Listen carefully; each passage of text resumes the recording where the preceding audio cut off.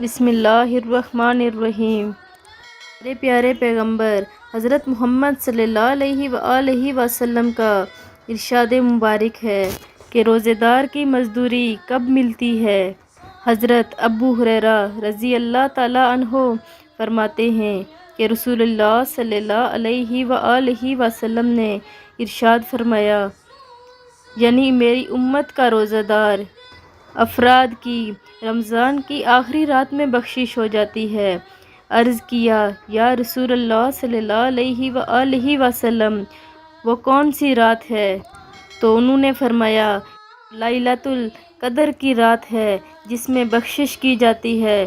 تو آپ صلی اللہ علیہ وآلہ وسلم نے ارشاد فرمایا کہ نہیں، بلکہ کام کرنے والا جب اپنا کام کر چکتا ہے تو اسی وقت اس کی پوری مزدوری دی جاتی ہے۔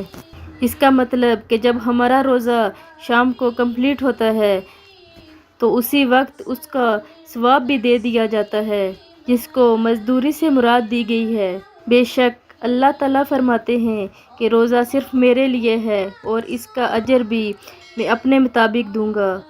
آپ سب نے اس حدیث مبارکہ کو آگے لازمی شیئر کرنا ہے۔